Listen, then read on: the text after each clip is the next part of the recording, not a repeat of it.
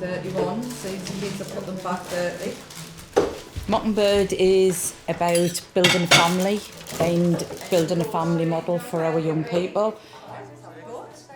We have our hub home carer, which is myself and my husband, and then we have 7 satellite families. So the satellite families are foster carers, and it's people who want to come and be part of Mockingbird. It's very social, but more a support network, I would say. I've got little 2, totally out of my comfort zone.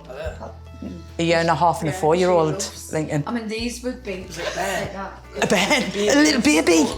I do all the arranging, so each month we'll have 2 activities. We'll have a child's activity, and then we have an adults gathering once a month. So it's where the adults will come together, you know, we share ideas, we share challenges, and we're just there to support each other. How's your week been? What you've been up to? Just most of mine this week's been meetings. Obviously looking at the little one that's going to be moving next week. Yeah. So a lot of it's been around that and around talking to the rest of them about why it's happening. I've got to make sure these are okay as well. Yeah. From the 18-year-old to the 10-year-old. I'm a single foster carer. Didn't really rely on anybody or supports or anything until I spoke to my foster support worker, and she mentioned what Mockingbird, would I get involved? And I said, well, I'm not too sure, I'll try it, but it's the best thing I've ever done. What about you, Glenda? A lot of meetings this week because our little 7-year-old, she's going back to her family in a few weeks' time. But we did focus a bit on talking about our emotions and things and how she's going to handle everything because they have had a death in the family as well at the same time, so there's a lot going on. And they were asking like, how is she at home with her emotions? And I said, well, it's quite unusual because she's never ever hugged any of us, like me and Liam, but she hugs everybody else, and it just felt really strange. But they kind of explained that it's like an alliance towards her mum, like she doesn't want to feel guilty for getting close to somebody else kind of thing. So I worried that she didn't have somebody to hug like you, you know, if you were worrying. If it helps, I've just bought some books for the little ones on bereavement, because obviously my 2 little ones also just had a death in the family. It's been a strange time for them, so I got some books to help them. Yeah, that would probably be helpful because she's talking a lot about heaven, you know, just randomly talking about heaven, so it's on our mind. Well, and it might help her understand it. It's about the invisible string, so it's where they've still got that connection and they're looking down on them. I was a relatively new foster carer when I joined, so the experience that the other carers had in the group was just amazing, so I could use them for advice and support. And the hub carer, I've leaned on her a lot, you know, and she's just there whenever you need her, as well as the other members as well. We've been reading that book and it's been really, really helpful for her. Good. Yeah, we'll give that a go. And the children, they benefit because it's like growing up as like cousins, I suppose, because you're with the same group of kids all the time doing fun activities and they enjoy it and they're making some really good friendships, long-term friendships. So thinking about some of the stuff we want to do though moving forward, so we've done 3 years, we've done loads of activities, you know, we've done climbing, we've done surfing, pantomime. So looking at the next year coming forward, what would we all like to see? Maybe like, not separate, but like the lads, like even the younger ones as well, have like maybe like a little sleepover.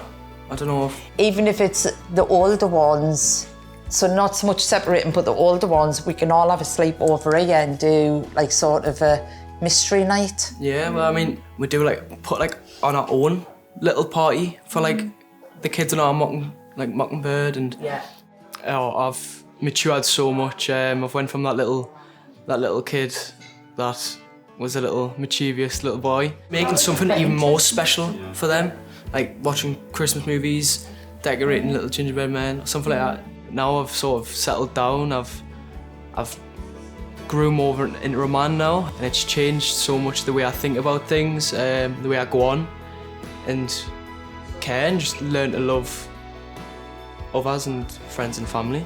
So why don't we have a Christmas sleepover here? Like you say, we get stuff like gingerbread houses, ginger biscuits, you know, do all that different stuff. We should make it all cosy, watch Christmas, a couple of Christmas films. Difficult though for some kids, but... It'll make them feel like, oh, I'm with a family that I could enjoy doing Christmas stuff with. If they haven't had that fully before, like, you know, it would just be nice for them. All the carers, like, it's just easy to talk to them and be able to have help if you've not really had that before. We had Christmas last year and Amelia come downstairs and she sat and looked at the presents for about 20 minutes and I'm thinking, what have I done wrong? But I couldn't get my head around what was up with Amelia. And then she'd eventually, after 20 minutes, half an hour, did open them, but...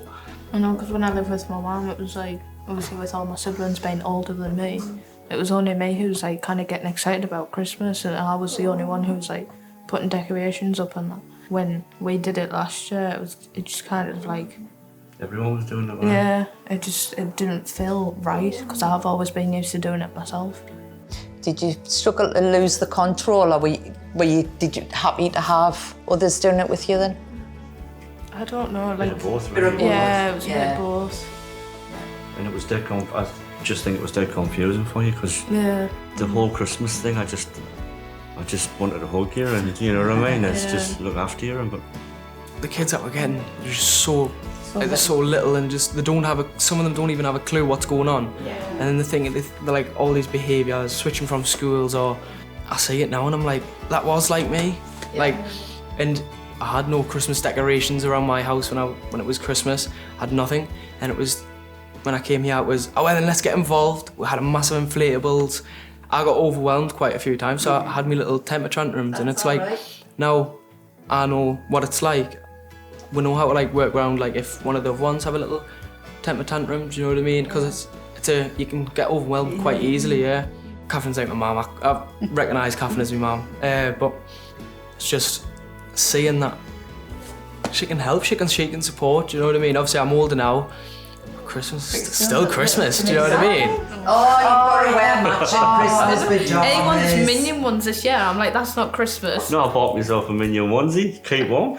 But that's completely different to Christmas. For our looked after children, obviously they've built a relationship with everybody within the family. So if they've got issues, they've got problems, they come and talk to us. So they've got that side of it, but they've also got the side where they're socialising, they're building social skills, and we just talk, we just share everything. So, you know, it's a chance to offload. So there's loads of examples I could give you of what it means to the young people.